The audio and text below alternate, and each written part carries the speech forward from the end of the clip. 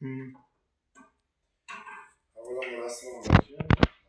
Hozirgi holatda biz zaryadka bo'yicha, ya'ni arizachi tomonidan bizga taqdim qilingan kolba shisha idishni 250 milligrammlik kolba shisha idishni kalibrlash jarayonini boshlashdan oldin uni asosan tashqi ko'rinishiga va tozaligiga, qopqoqlarini ichkasi yetmaganligiga hamda klassi, ya'ni sena delenasi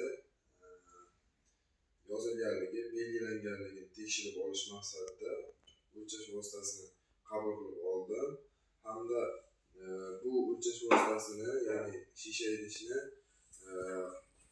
turi, tipini aralashda asosan bizada gosta ishlab chiqiladi. Bu gostaga asosan o'lchash vositasi ishlab chiqariladi. Bu gost kolba bo'lganligi uchun ISO 1042 standartidan foydalangan holatda uni tashqi ko'rinishi, o'lchamlarini belgilab olinganligini tekshirish maqsadida gostni chiqarib oldim.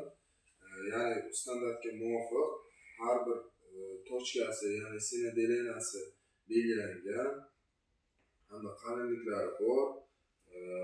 Biz asosan bu shisha idishni kalibrlash jarayonida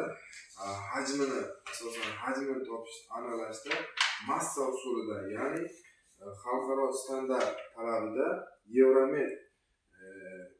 Euromet por kalibrovka 19-versiyasidan foydalanamiz. Bu yangi versiya, yangilangan 2018-yil ishlab chiqilgan Euromet asosida kalibrlash jarayoniga o'zimizga moslashtirib protsedura, ya'ni resurs ishlab chiqqanmiz. Bu resurs asosida amalga oshiriladi. Kolbani asosan foydalanishda bizga kerak bo'ladigan yuqori aniqlikdagi tarozi. Bu tarozi 2025-yilda Xitoyda ishlab chiqarilgan. O'lchash chegarasi 0.1 milligrammdan 500 grammgacha. Bu o'lchash vositasi yuqori aniqlikdagi tarozi hisoblanadi. Bu kalibrovkadan o'tgan. Biz kalibrovka jarayonini qilishimiz uchun bu kalibrovkadan o'tgan bo'lishi kerak. Hozirda biz foydalanadigan kalibrovkada asosan suv, ya'ni distillangan suvdan foydalanamiz. Bu distillangan suvga xulosani sesdan olingan nima bilan ustez bilan pasport voda distillirованный H2O asosida gostlari bilan sertifikat olingan. Bu sertifikat bu suvimizga ham yuqori aniqlikdagi o'sha distillangan suv bo'lishi talab etiladi. Biz bu kalibrovka jarayonini boshlab olsak bo'ladi. O'lchash vositasi tashqi tomondan hech qanday nuqson aniqlanmadi. Ya'ni qopqog'i ham bor. Bu qopqoq distillangan suvni o'sha parlanib ketmasligini oldini olish maqsadida yopib qo'yilishi shart. Ya'ni biz birinchi navbatda buni, ya'ni bo'sh holatda o'lchash vositasini massasini aniqlab olamiz. Taroziga qo'yamiz.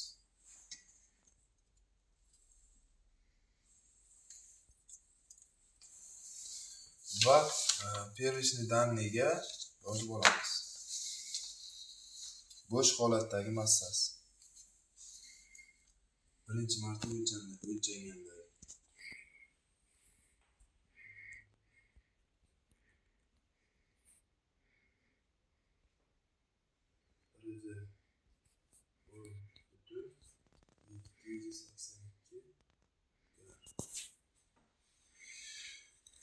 Bunda asosan havo harorati, namlik, bosim ham katta e'tibor kasb etadi. Bu jarayonni kalibrovka jarayonini boshlaymiz.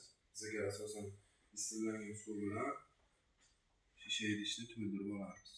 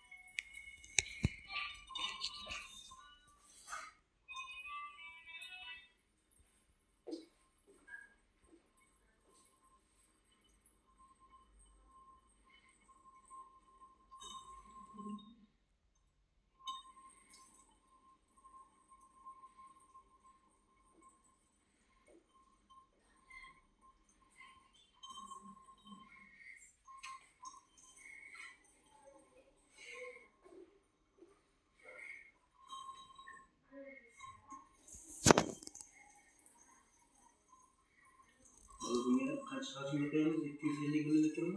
Shu seni derenasigacha bo'lamiz.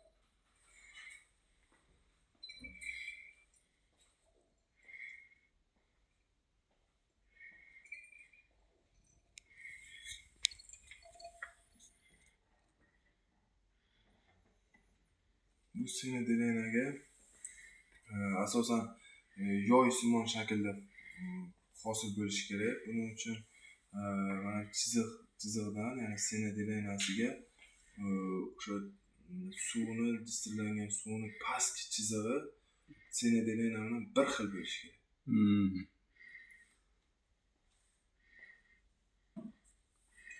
Chuqurcha hosil qilgandek bo'ldi.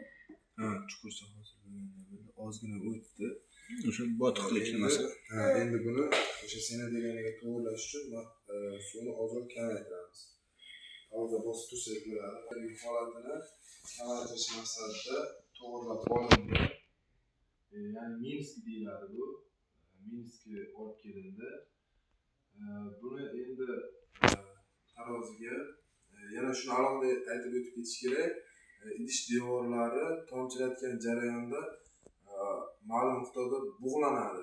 Idish devorlariga, ichki devorlariga. Shuning uchun buni tozalab, artib, qopqog'i обязательно yopilishi shart. Bu jarayon tez amalga oshirilishi kerak, chunki suv, distillangan suv bug'lanish jarayoni ro'y berishi mumkin.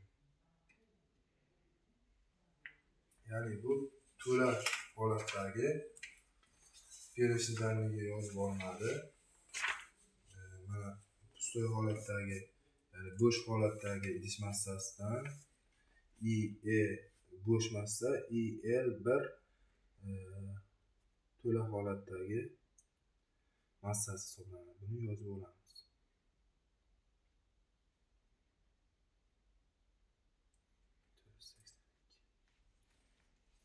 359,482. Natija yaxshi olamiz. Bu jarayon, xuddi shunday jarayon bizda har bitta xodimga 5 marta amalga oshirilishi kerak. Har bitta xodim, masalan, men 1 marta amalga oshirsam, Husan aka Xo'janiyozov, ya'ni hamkasbim, bu kishi ham 5 marta natija olib, ikkovimizning natijamiz birlashtirilib, solishtirilib, bitta sertifikat ko'rinishida noaniqlik, ya'ni расширение неопределенности degan narsa bor. Nominalniy объем noaniqligi bizada открыление 0,777, расширение неопределенность sertifikatda bo'ladi 2,23.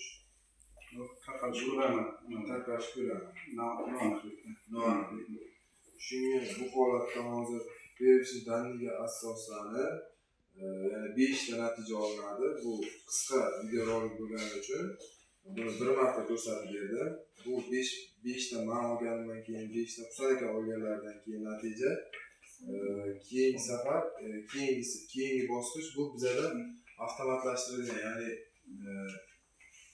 avtomatlashtirilgan, ya'ni bizani formalarimiz bu. O'sha formalarga qo'yilgan holatda bu natija kelib chiqadi. Buni ko'rsatishda imkoni yo'q, chunki bizada formalarni o'zini ichki siri deydimi, o'zini bir nimasi bo'ladi, maxfiylik siyosati bor, SMK tizimida. O'sha ta'minlanishi maqsadida bundan keyingi bosqichda ko'rsatib berish imkoniyatimiz mavjud emas. Demak, ishning mohiyati o'sha displeyga suv solinadi, uni massasi tortib olinadi va zichlik formasiya qo'yilib, suv zichligi ma'lum. Demak, formula qo'yilib hajm topiladi. Shunday. Jarayon 5 marta takrorlanadi. Jarayon 5 martadan 2 ta xodim jami 10 marta amalga oshiriladi. Bunda asosan bizada yana bitta avlasol priborimiz, ya'ni namunaviy o'lchash vositamiz, bu qayd dataloger deyiladi. Bizada bu nima vazifani bajaradi? Atmosferik bosimni, haroratni hamda namlikni, havoning namligini ta'minlab berish, ya'ni o'zida miyasida saqlanib qiladi va har oy biz uni natijasini olib o'zimizda saqlanib qilib qo'yishimiz kerak. Bu biza akkreditonni, ya'ni akkreditlangan laboratoriya hisoblanganimiz uchun buni natijasi bizga doim muhim. Har kunlik, har soatlik, har minutlikda saqlanib qiladi. Demak, jarayon o'sha vaqtdagi namlik, atmosfera bosimi, harorat. Shunday, bu uchta parametr bilan o'zida saqlanib qoladi. Shunday belgilangan. Bizada bu jarayonda keyin bo'lsa ham aytib o'tishim kerak, 17 gradusdan 28 gradusgacha oralig'ida o'sha kalibrovka jarayonini amalga oshirishimizga ruxsat etiladi. Namlik ham 46% dan 65% gacha bo'lishi kerak hisoblanadi. Atmosferik davleniya endi u hamma joyda stabil bo'ladi. Jarayon shundan iborat. Bu shisha idishlar kalibrovkasida asosan Euromet me'yor hujjati, ya'ni xalqaro hujjat hisoblanadi. Shu asosda amalga oshiriladi. Qolgan shuning ichiga formulalar, hamma narsaga hisobda formulalar hammasi shu qo'yilgan hujjat olmaydi. Qo'yilgan talabi, hamma talablar shu Euromet 19 versiyasida ko'rsatilgan. Rahmat sizga. Rahmat.